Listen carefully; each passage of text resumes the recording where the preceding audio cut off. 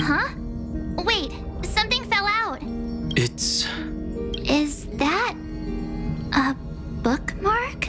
In a corner, unknown to everyone. There was actually an untold interlude that took place. I left it out of the story because it involved a choice. A choice I made for my own selfish reasons. Can you forgive me, friend? I made a decision on my own.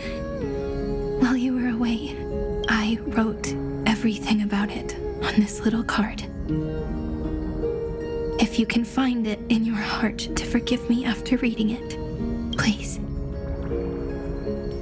Add this final note to the conclusion of as I've written.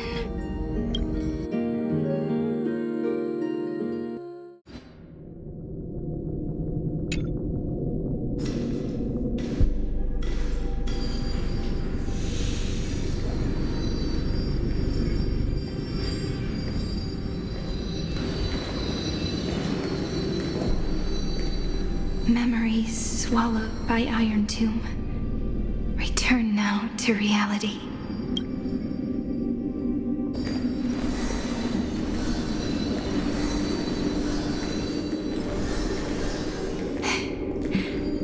And don't lose your way. I finally found you, Cyrene. Demiurge. We won the battle. Thank you, Madame Herta. Without you, we never would have stood a chance. Still, is something weighing on you?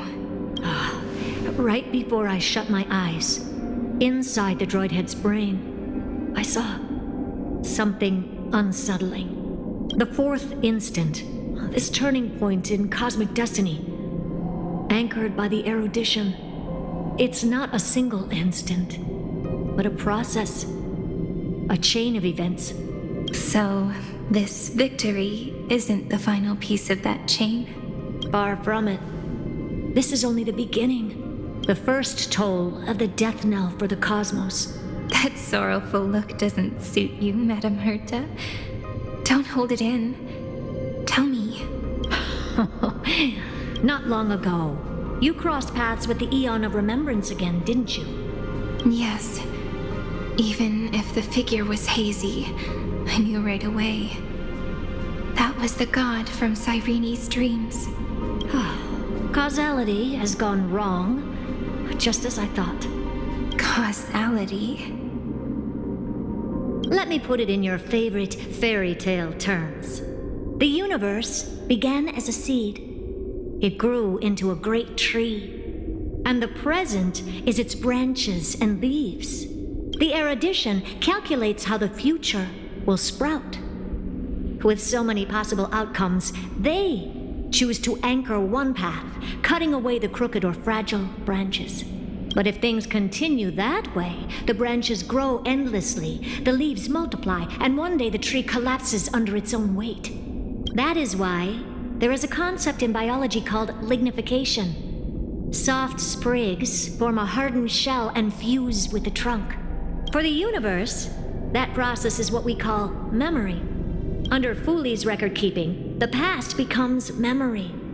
In the corners, they forget. Even the events of the present become fruit without roots. So it is the opposite of the erudition. One calculates what is to come, and the other holds on to what came before. We were never meant to have to speak of this. But now, I finally understand what that chaotic matter around Emporius truly is. It is your memory. Your mind now stretches across the stars, allowing you to travel farther down this path than anyone else. My memory? Yes, you live in the now, but your memory remains in the past. Just like the Eon of Remembrance, a being made entirely of memories. What does that mean? Did they fall? No, quite the opposite.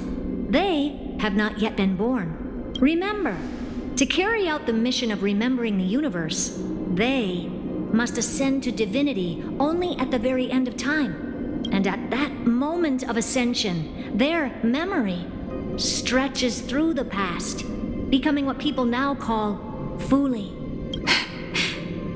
That is why they feel so distant, so cold.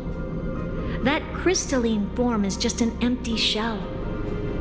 I do not know how the Garden of Recollection managed to hide this until now. They must have their reasons, but none of that matters now. Here in the present, we cannot know who will become Fuli. But one thing is certain. They will be born. And those who might become Fuli all share the same characteristics. They are known as children of remembrance. Pure child of Anasrava. Both of you. Children of remembrance. So help us.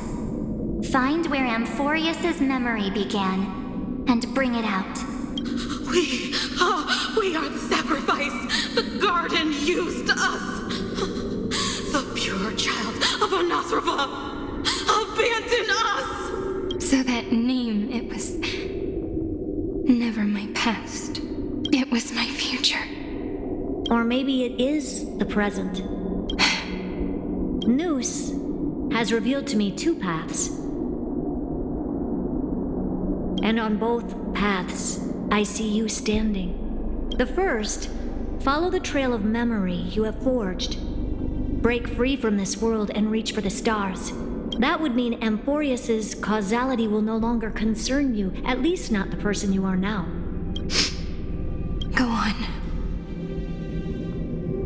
The second, you come to a stop and fade, offering yourself to become the memory that carries through Amphorius. Perhaps this is the choice every pure child of Anasrava must face. That choice means I'll remain in the past forever. And more than that, it means you will close off Amphorius's causality. This world is sealed. The effect that the remembrance brings to it will all converge on one thing. That one thing is you. No more eons will interfere with this part of history. No more blank spaces in causality. The present will be set in stone and become indestructible. There are two paths, and only one leads to the right end. A droidhead didn't tell me the answer, but I can guess what might happen if you choose wrong. With causality incomplete, there is a chance Iron Tomb could rise again. So even the gods of the cosmos are unreasonable. If you want my advice, stop thinking so much. Ask yourself what your heart truly wants. Choose the first path, and you might survive as a memo sprite. You may even walk beside them for a while. Even I can tell how much they mean to you, especially the little one. But if you take the second one, then you may have already lost the chance to say goodbye.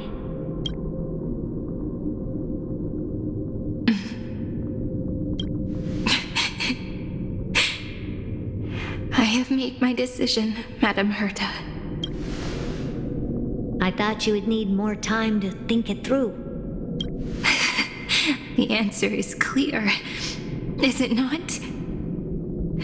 Still, I do need a little time to quiet the sorrow in my heart. Her kindness is always just right for the moment. I believe she will forgive me. I will say no more. I would rather not break the mood. But may I ask you one last thing? Of course. Why?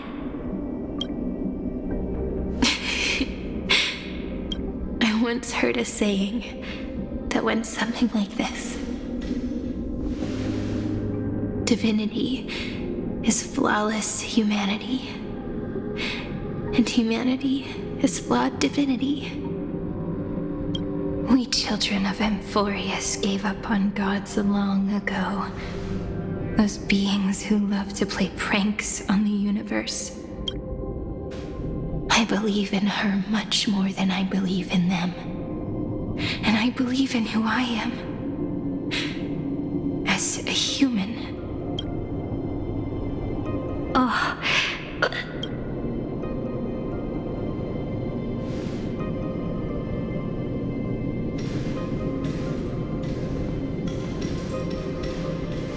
That really is a comforting answer.